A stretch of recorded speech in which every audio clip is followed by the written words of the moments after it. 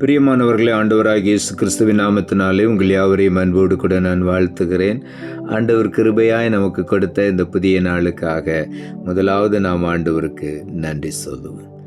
அவர் வார்த்தையின் மேலே நான் சார்ந்திருப்பதால் கவலை ஒன்றும் எனக்கில்லையே. என் தேவைகளெல்லாம் அவர் பார்த்து கொள்வதால் நான் கர்த்தருக்குள் மகிழ்ந்திருப்பேனே. அவர் வார்த்தையின் மேலே நான் சாய்ந்திருப்பதால் கவலை ஒன்றும் எனக்கில்லையே. என் தேவைகளெல்லாம் அவர் பார்த்து கொள்வதால் நான் கர்த்தருக்குள் மகிழ்ந்திருப்பேனே. யெகோவா ஈரே எந்தன் தேவன், தேவைகள் யாவும் சந்திப்பீரே. யெகோவா ரஃபா எந்தன் தேவன், என்னாலும் சுகம் தருவீரே. யெகோவா ஈரே எந்தன் தேவன், தேவைகள் யாவும் சந்திப்பீரே. யெகோவா ரஃபா எந்தன் தேவன், என்னாலும் சுகம் தருவீரே. இந்த நாளுக்கு இந்த ஆண்டவர் கொடுக்கிற ஒரு வார்த்தை யோவான் எழுதின சுவிசேஷம் 15ஆம் அதிகாரம் 7வது வசனம். யோவான் 15:7. நீங்கள் என்னிலும் என் வார்த்தைகள் உங்களிலும் நிலைத்திருந்தால் நீங்கள் கேட்டுக்கொள்வது எதுவோ அது உங்களுக்கு செய்யப்படும். இந்த நாளிலும் ஆண்டவருடைய வார்த்தை என்ன சொல்லுகிறது? நீங்கள் என்னில் நிலைத்திருக்க வேண்டும், என் வார்த்தைகள் உங்களில் நிலைத்திருக்க வேண்டும். அப்படி இருந்தால் நாம் எதை கேட்டாலும் அதை ஆண்டவரிடத்திலிருந்து நாம் பெற்றுக்கொள்வோம். முதலாவது நாம் செய்ய வேண்டிய காரியம், நாம் அவருக்குள் நிலைத்திருக்க வேண்டும்.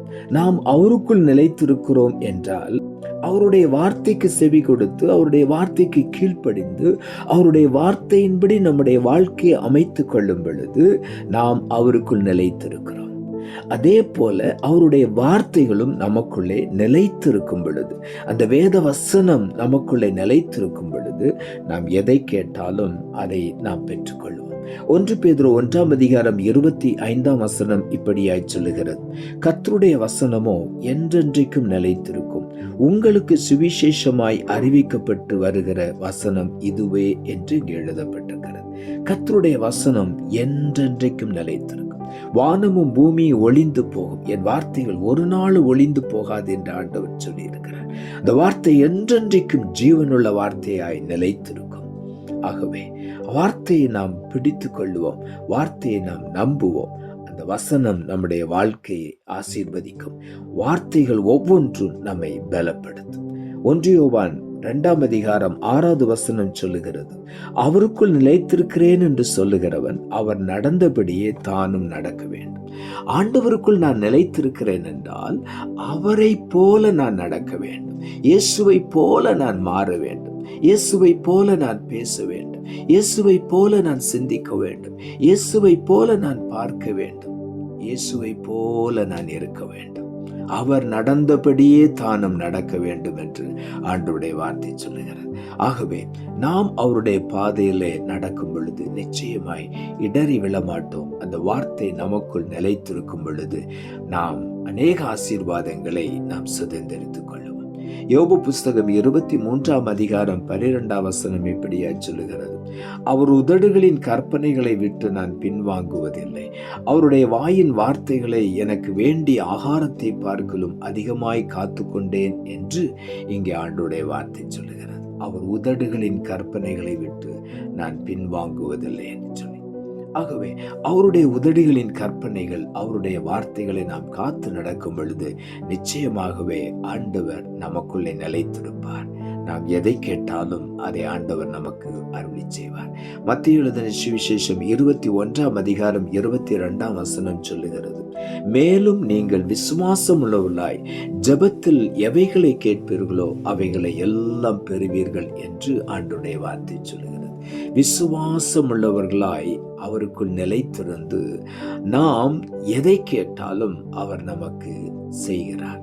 ஆகவே அதைத்தான் வேதம் சொல்லுகிறது, நீங்கள் விசுவாசம் உள்ளவர்களாய் ஜெபத்தில் எவைகளை கேட்பீர்களோ அவைகளை எல்லாம் பெறுவீர்கள். நாம் விசுவாசத்தோடு ஜெபிக்கும் பொழுது நிச்சயமாய் எல்லா ஆசீர்வாதங்களையும் நாம் சுதந்திரித்துக் கொள்வோம். ஆகவே உள்ளத்தின் ஆழத்திலிருந்து ஆண்டவருக்கு நாம் நன்றி சொல்லுவோம். நாம் ஜெபிப்போம். அன்புள்ள ஆண்டவரை, கிருபையானை கொடுத்த இந்த புதிய நாளுக்காய் மறுபடியும் உமக்கு நன்றி செலுத்துகிறோம். ஆண்டவர் கொடுத்த ஜீவனுள்ள வார்த்தைக்காக உமக்கு நன்றி செலுத்துகிறோம்.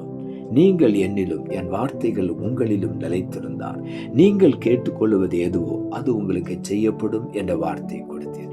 வசனத்தை கேட்டுக்கொண்டிருக்கிற ஒவ்வொருடைய வாழ்க்கையிலும் ஆண்டவருடைய வார்த்தையை முற்றிலுமாய் கை கொண்டு வார்த்தைக்குள் நிலைத்திருக்க, அவருக்குள் நிலைத்திருந்து மிகுந்த கனிகளை கொடுத்து அநேக ஆசீர்வாதங்களை சுதந்திரித்துக் கொள்ள ஒவ்வொருவருக்கு நீர் உதவி செய்யும்.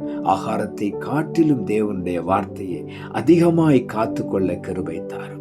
ஆண்டவருடைய கற்பனைகளை முழுவதுமாய் கீழ்ப்படிந்து அவருடைய கட்டளைகளுக்கு செவி கொடுத்து அவரை போல நாம் மாறி அவருடைய வார்த்தையிலே நிலை நின்று ஆண்டவரே இந்த வார்த்தையின்படி ஒவ்வொருவரையும் நீர் ஆசீர்வதித்து மேன்மைப்படுத்தி இந்த வார்த்தைகளில் நிலைத்திருந்து எல்லா நன்மைகளையும் ஆசீர்வாதங்களையும் சுதந்திரித்துக் கொள்ள உதவி செய்யும். தாழ்த்துகிறோம்.